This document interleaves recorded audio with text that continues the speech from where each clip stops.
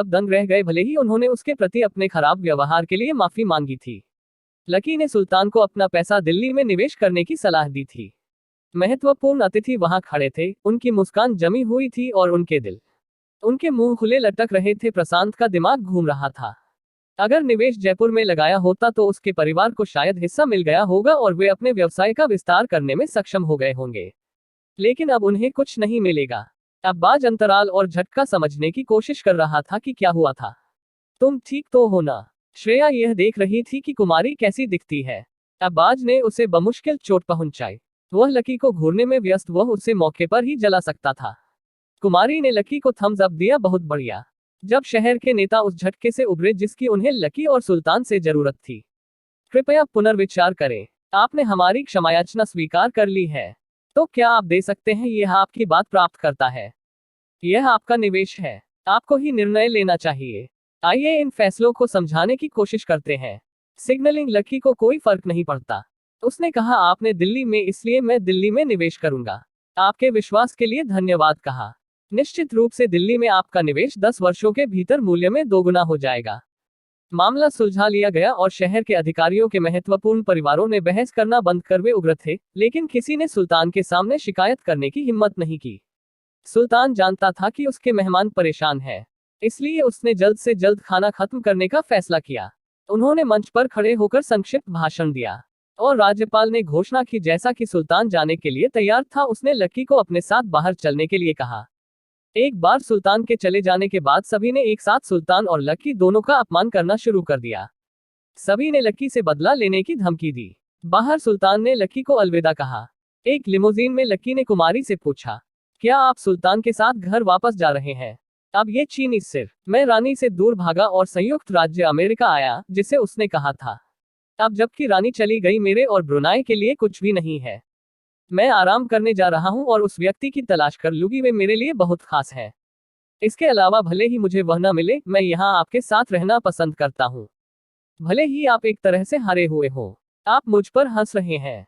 उसने अपने हाथ को उसके सिर के पिछले हिस्से पर थपथपाने के लिए, मेरा मजाक मत बनाओ। उसने अपनी जीभ उस पर चिपका दी और लेमोगिनी में घुस गई और फिर वह सुल्तान के साथ चली गई।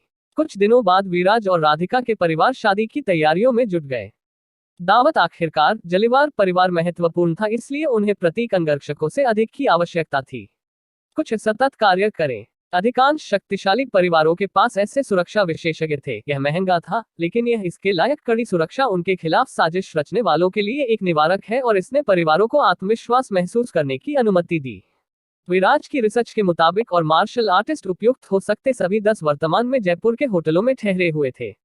विराज कोई भी निर्णय लेने से पहले उनके कौशल का परीक्षण करना चाहता था, इसलिए उसने उन सभी को अपने परिवार के घर में आमंत्रित किया। यह एक शानदार खलनायक विस्तृत मैदान था। एक बगीचा और खुली हवा में स्विमिंग पूल और एक बड़ा गराज शामिल है। विला को अच्छी स्थिति में रखने के लिए उन्होंने कई नौकर रखे। सुबह सभी 10 मार्शल आर्टिस्ट पहुंचे। विराज ने उन्हें देखा। वे पुरुष और महिला दोनों थे और वे सभी एक दूसरे से काफी अलग दिख रहे थे। कुछ दूसरों की तुलना में लंबे हैं और कुछ अधिक भारी निर्मित हैं। उनमें से कुछ बेहद अनफिट लग रहे थे। विराज निश्चित नहीं था कि क्या सोचा जाए। उनका लुक देखकर हैरान रह गए। खूनी को अभी भी उनका परीक्षण करने की आवश्यकता है कि वे कितने अच्छे थे। कृपया मेरे साथ बगीचे में चले, उसने कहा, और देखते हैं कि तुम क्या कर सकते हो। 10 मार्शल कलाकार विराज का बगीचे में पीछा आए। 20 लोग उनका इंतजार कर रहे थे। सभी 20 अच्छी तरह से निर्मित और प्रभावशाली दिख रहे थे। मार्शल कलाकारों में से एक पतले चेहरे वाले अधेड़ उम्र के व्यक्ति ने उपहास सुनाया। देखें कि दाऊद हमें परखने के लिए कितनी मेहनत करता है। हाँ, उसने इन सभी मजबूत युवकों को हमसे लड़ने के लिए इकट्ठा किया है। कई अन्य हंसे। विराज ने सिकुड़ी, मैं जल्द ही आपका नियोक्ता हो सकता। उसने सोचा कि आपको मुझे कुछ सम्मान दिखाना चाहिए। अपने मालिकों के साथ भी काफी मत लो। बड़े विशेषज्ञों को ये लोग अपमानित करते हैं। ये सभी एक कुलीन मुकाबला टीम के सदस्य हैं। मुझे लगता है कि आप उनसे निपटने में सक्षम होंगे। यह 5 है। उनमें से विशेषज्ञ हैं। हम हंसे। कुलीन लड़ाई दल के सदस्य उग्र और सम्मान की कमी वाले थे। उनमें से कुछ ने अजीब दिखने वाले लोगों को पीटने के लिए तैयार अपनी मुट्ठी भींच ली, जो उनका अपमान कर रहे थे। विराज यह देखकर प्रसन्न हुआ कि वहां आत्मा कैसी थी। आप में से कौन पहली प्रतियोगिता बनना चाहता है? कुलीन मुकाबला टीम के सदस्यों ने अपना सिर ऊंचा करके शुरू करने की उम्मीद की। वे इन नवाबों को सबक सिखाने के लिए और इंतजार नहीं कर सकते थे। मैं पहले जाऊंगी। यह अधेड़ उम्र का आदमी था। यह कुलीन टीम में लिप्त था। मैं राइडर डिक्सन हूँ। मैं तुम्हारे छोटे किशोरों में से 10 को लूंगा। विराज क्लेप्ट ठीक है। अगर राइडर 10 मिनट लड़ना चाहता है तो मैं उसे नहीं रोकूंगा। मैं यह देखने के लिए इंतजार नहीं कर सकता कि यह क्या करेगा। कुलीन टीम के नेता लेखक के अधीन दूसरे को और अधिक जगह बनाने के लिए पीछे रखा गया है। हम आप पर आसानी से नहीं चलेंगे नेता वारंट लेखक। वह अपने आदमियों की ओर मुड़ा और कहा कि हमला एक समूह है। बिल्कुल सही लेखक। वे करीब आ गए और एक खा रहा है पुरुष दौड़ेंगे उसका गोलाकार चांद दूसरे से टकराने के मौके का इंतजार कर रहा है। एल बनाम यह कड़ा है वह कभी भी उससे छूने के करीब नहीं आया। राइडर कुलीन टीम के सदस्यों के साथ प्रत्येक को एक एक करके नीचे गिराता चला गया और 3 मिनट से भी कम समय में सभी 10 पुरुषों को फैलाया जा चुका था। उन्होंने अपनी चोटों पर हाथ रखा। दाहिनी ओर या भय से घूरना। अन्य मार्शल कलाकारों ने सम्मान के साथ राइडर की अदला बदली की। अच्छा, उसने राइडर के पास चलते हुए कहा, आप निश्चय ही बहुत कुशल हैं। जरीवाल परिवार आप जैसे आदमी का इस्तेमाल कर सकता है। सवारी या सूंघा, हम देखेंगे। उसने कहा अच्छा विराज नहीं है और दूसरों के साथ खड़ा होने के लिए वापस जा रहा है। अगले सेनानी को मार्को मोरेनो कहा जाता था। जैसे दंगा या उसने 10 एलीट टीम को हराया, लेकिन यह उससे थोड़ा अधिक समय लगा और उसके कौशल राइडर्स जितने अच्छे नहीं थे। विराज खुश था कि वे कितना अच्छा प्रदर्शन कर रहे हैं, लेकिन अब उसके 20 आदमियों को राइडर और मार्को ने पीटा। बाकी लड़ाकों की परीक्षा लेने वाला कोई नहीं बचा था। उन्होंने इसे एक पल के लिए सोचा और फिर एक विचार आया। आप में से बाकी लेखक और मार्को के खिलाफ लड़ेंगे, उन्होंने कहा। इसके बाद राइडर और मार्को आराम करेंगे और आप दोनों उनकी जगह मुझे देखने दो कि तुम कितने कुशल हो।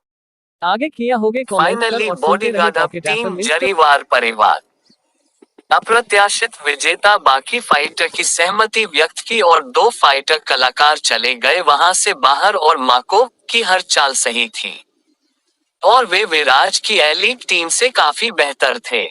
उन्हें लड़ते हुए देखकर विराज ने बार बार सिर हिलाया। उनकी क्षमताएं जैसे ही फाइटर ने लड़ना समाप्त किया तो 2 अन्य खड़े हो गए फाइटर बॉडीगार्ड के लिए। उनमें से एक डेमियन वेग वह बहुत साधारण लग रहा था और आश्वस्त लग रहा था कि दूसरा रिक नाम का फाइटर वास्तव में मोटा आदमी लग रहा था। इसने चालाक होने का आभास दिया। डेमियन ने विराज को अपना परिचय दिया और फिर वह उन 2 फाइटर की ओर मुड़ा जो उनके साथ मोटा आदमी लड़ने के लिए तैयार हो रहा था। मुझे माफ कर दो अगर मैंने तुम्हें बहुत बुरी तरह से नुकसान पहुंचाया है, उसने ऊंचे स्वर में कहा। से हर कोई हैरान रह गया। डेमियन ने 2 सेनानियों को सूंघ लिया। अपने मसूड़ों को फड़फड़ाना बंद करें और इसके साथ आगे बढ़ें। उनमें से एक ने फोन किया। रिक ने 2 आदमियों की खिल्ली उड़ाई, मत कहो हमने आपको चेतावनी नहीं दी। वह डेमियन और रिक हरकत में आ गए। वर्षों तक मार्शल आर्ट का अध्ययन करने के बाद वे अत्यधिक कुशल थे और उन्होंने शक्तिशाली परिवारों को सुरक्षा प्रदान करके अपना भाग्य बनाया था। सौभाग्य से इसने अपना सारा पैसा जीने के लिए पर्याप्त खर्च कर दिया। सुना है कि जयपुर में जरीवार परिवार सुरक्षा गार्ड के रूप में कार्य करने के लिए मार्शल आर्ट विशेषज्ञों की तलाश कर रहा था। वेतन बेहद उदार बताया गया था और पद के लिए आवेदन करने के लिए यहां पहुंचे। डेमियन और रिक ने जोरदार संघर्ष किया और उनके कौशल स्पष्ट थे, डिफॉल्ट रूप से एक साथ, और शुरू से ही वे नियंत्रण में थे। अन्य 2 लोगों को आसानी से पीटा। रिक ने अपने प्रतिद्वंद्वी को मुक्का मारा जो सांस लेने के लिए हौंफते हुए जमीन पर गिर पड़ा। उसी समय डेमियन ने अपने प्रतिद्वंदी को हरा दिया। पूरी लड़ाई में 2 मिनट से भी कम समय लगा था। हर कोई यह जानकर देखता था कि उनका डेमियन और रिक के लिए कोई मुकाबला नहीं था। क्या कोई और हमें चुनौती देना चाहता है? रिक ने पूछा। हालांकि उनमें से कोई भी लेखक और मार्को को पसंद नहीं करता था, जिसे वे जानते थे कि वे उन्हें हरा नहीं सकते थे, इसलिए उन्होंने कुछ भी कहने की हिम्मत नहीं की। विराज डेमियन और रिक के पास गया। स्पष्ट रूप से इन दोनों व्यक्तियों में उत्कृष्ट कौशल है। उसने कहा, इसलिए मैं उन्हें अपनी सुरक्षा टीम में जगह देने की पेशकश कर रहा हूं। वह दो विराज की ओर मुड़ा। क्या तुम स्वीकार करोगे? जब तक पैसा अच्छा है, रिक कंधे उचकाते हुए कहा। यदि आप हमें पर्याप्त सैलरी देते हैं तो हम आपके लिए काम करेंगे। किसी ने जोर से खांसकर ध्यान आकर्षित किया। अधेड़ उम्र का थोड़ा मोटा आदमी, ये वही आदमी था जो उस दिन लोगों को मर रहा था, आगे बढ़ा। रिक ने उसे ऊपर और नीचे स्पष्ट रूप से अप्रभावित देखा। आपको कोई समस्या है? क्या आप मुझे चुनौती दे रहे हैं? आदमी ने सिर हिलाया, होठों पर खेलती छोटी सी मुस्कान। हर कोई उसे देखकर चौंक गया। क्या आदमी की इच्छा मृत्यु थी? रिकॉर्ड उसे एक ही वार से मार डालो। रिक ने उसे तब से देखा जब तुम मरने के लिए इतने उत्तेजित हो, तब मैं तुम्हारी इच्छा पूरी करूंगा। उसने अपनी मुट्ठी बंद कर ली और उसे अपने दूसरे हाथ की हथेली से रगड़ दिया। फिर उसने आगे बढ़कर हाथ उठाया और उस आदमी के चेहरे पर झूल गया। वह आदमी बस वहीं खड़ा मुस्कुराता रहा और उसने रास्ते से हटने की कोशिश भी नहीं की, लेकिन इससे पहले कि रिक की मुट्ठी से संपर्क हो पाता, जमीन पर स्क्रीन गिरना। रिक देख रहा था और उस आदमी के चेहरे की ओर उड़ गया। और देखो, आदमी रिक के पैर पर लात मारता है। रिक की जमीन पर उसने अपना सिर उठा लिया। और तुम भयभीत देखकर चिल्लाया। तो तुम मुझे याद करते हो? उस आदमी ने कहा। मुझे लगा शायद आप भूल गए होंगे। 4 साल पहले न्यू सिटी पहुंचे कोई भी उनकी लड़ने की क्षमता का मुकाबला नहीं कर पाया था और वे गर्व से भर गए थे। एक दिन वे थोड़ी मस्ती की तलाश में एक वेश्यालय गए थे। और वे अंदर रहने वालों को परेशान करते हुए एक कमरे में घुस गए। और फिर उठ खड़ा हुआ, अपनी पीठ उनकी ओर कर ली और जल्दी से कपड़े पहने। डेमियन और रिक ने उस आदमी की वर्दी देखी थी और यह महसूस किया कि वह एक महत्वपूर्ण परिवार का सुरक्षा गार्ड था। अपने कर्मचारियों के आने की स्वीकृति नहीं देते। इतना बुरा हमला उसे मारने का इरादा रखता है। लेकिन उन्होंने उम्मीद नहीं की थी।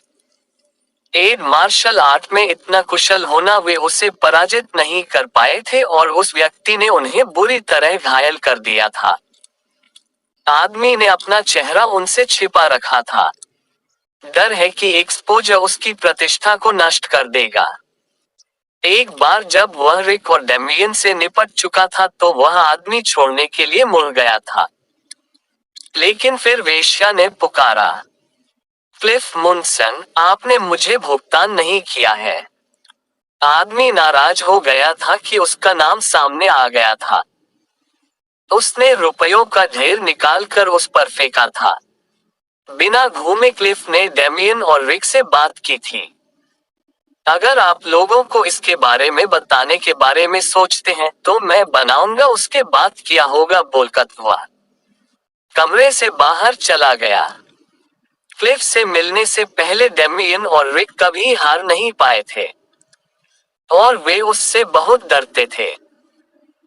रिक ने चट्टान को देखा। मिस्टर मॉनसन, मैंने कहा, मुझे खेद है, अगर मुझे पता होता कि यह आप थे तो मैंने आपको कभी नाराज नहीं किया होता। डेमियन ने माफी भी मांगी।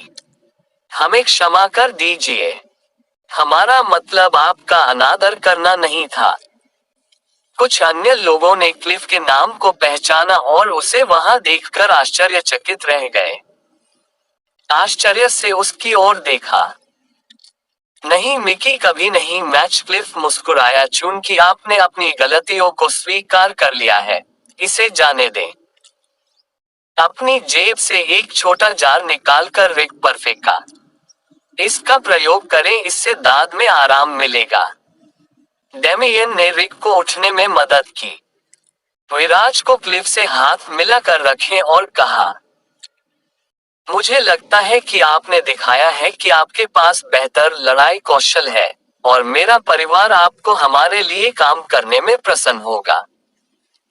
यह क्लिफ की प्रतिष्ठा से वाकिफ था, और जब उसने लिया था तो वह प्रभावित हुआ था रिक टाउन इतनी आसानी से। क्लिफ विराज नहीं, धन्यवाद मिस्टर जारीवाल। उसने कहा, मेरे पिछले मालिक ने मुझे जाने के लिए कह दिया, इसलिए मैं एक नई नौकरी की तलाश कर रहा हूँ। अगर मेरे साथ अच्छा व्यवहार किया जाता है और मैं आपकी सुरक्षा के लिए खुद को प्रतिबद्ध करने को तैयार हूँ। परिवार, हर कोई हैरान था कि कोई भी आग लगा देगा। किसी को चट्टान के रूप में अनुभव होता है, लेकिन 6 महीने पहले क्लिफ की वेश्यालय की हरकत देखकर ये खुलासा हो गया था। और जिस परिवार के लिए वह काम करता था उसके मुखिया ने उसे निकाल दिया था। वह बेवजह कुछ देर इधर उधर भटकता रहा, और फिर जब उसने जरीवाल परिवार के इरादे के बारे में जान लिया था कि वह अधिक पैसे पर बॉडीगार्ड रखना चाहता है, तो उसने जयपुर आने का फैसला किया था। विराज रोमांचित था। मैंने वादा किया था कि जब तक आप जरीवाल परिवार के लिए काम करेंगे तब तक आपका जीवन आरामदायक रहेगा। मुझे विशिष्ट वेतन निर्धारित करने के लिए अपने पिता से बात करनी होगी, लेकिन क्या हमारे पास कोई समझौता है जिससे क्लिफ संतुष्ट थे?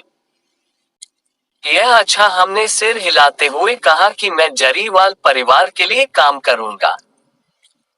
आप अन्य मार्शल कलाकारों की ओर मुड़ते हैं। मैं भी आपकी क्षमताओं से प्रभावित हुआ, इसलिए यहाँ आपके लिए पद हैं। यदि आप चाहते हैं कि आप उन्हें रोक दें तो निश्चित रूप से आपका वेतन क्लिप से कम होगा। मार्शल आर्टिस्ट नौकरी की तलाश में जयपुर आया, इसलिए उन्होंने अपना समझौता किया। विराज ने चारों ओर अपने नए सुरक्षा गार्डों को देखा। पहला आदेश उनसे निपटने का होगा। हारने वाला लकी या विराज अपनी आने वाली शादी में व्यस्त था। खत्म हो गया था यह एक बार और सभी के लिए लकी से छुटकारा पाने का समय होगा। आगे किया होगे कमेंट कर और सुनते रहे पॉकेट एफएम इंस्टा में। बॉस्टन एपिसोड बनाने में थोड़ी टाइम लग गए। शहर में बहुत हुआ और कुछ दिनों बाद आखिरकार विराज और राधिका की शादी का दिन आ ही गया। लेकिन लकी अभी भी नहीं जानता था कि राधिका उस दिन दुल्हन बनेगी। जहां तक वह जानता था कि यह सीरन और विराज थे जिनकी शादी होगी। उस दिन नाश्ते के बाद लकी ने चांद की लड़कियों को अपने आसपास इकट्ठा किया। शहर में आज एक बड़ी शादी है, उसने कहा। यह बहुत मजेदार हो सकता है। आपको जाना चाहिए और देखना चाहिए। लकी को लड़कियों के लिए बुरा लगा। उन्होंने स्थानांतरित होने के बाद से मुश्किल से घर छोड़ा था और उनके पास केवल कंपनी के लिए एक दूसरे थे। इसने उन्हें कई बार बाहर जाने और मौज मस्ती करने के लिए कहा, लेकिन वे अपने कर्तव्यों में असफल होने से डरते थे। वे हमेशा करीब थे। रीना हमेशा अन्य तीनों को देखती रहती थी। रीना उसे एक कप गर्म चाय लाए और कहा, आपकी सेवा करना सबसे अच्छी बात है जो हम मिस्टर लकी से मांग सकते हैं। मीना ने सिर हिलाया और मीठी मुस्कान बिखेर दी। लकी को छुआ और बोली, तुम मुझ पर बहुत मेहरबान हो। क्या इसकी वजह परिणीता के साथ हुई घटना है? उन चारों ने अपना सिर हिला दिया। रीना ने कहा, शुरुआत में इसकी वजह यह हो सकती है कि हमारे पुराने मास्टर के साथ क्या हुआ, और क्योंकि आप नए मास्टर हैं, लेकिन आप हम पर बहुत मेहरबान हो और हमें आपके लिए काम करना पसंद है। मीना ने भी बात की, श्रीमान लकी, आप हमारे लिए बहुत अच्छे रहे। आप केवल हमारे भगवान नहीं हैं, लेकिन आप हमारी परवाह करते हैं। आप हमें आराम करने और हर रात जल्दी सोने देते हैं। तुम बहुत विचारशील हो और हम वह करना चाहते हैं जो हम आपको वापस भुगतान कर सकते। ये हमें कम दोषी महसूस कराता है। सीना और टीना ने सहमति में सिर हिलाया। लकी बहुत आभारी महसूस कर रहा था। आप वास्तव में मुझ पर दयालु हैं लड़कियों। मैं इसे कभी नहीं भूलूंगा।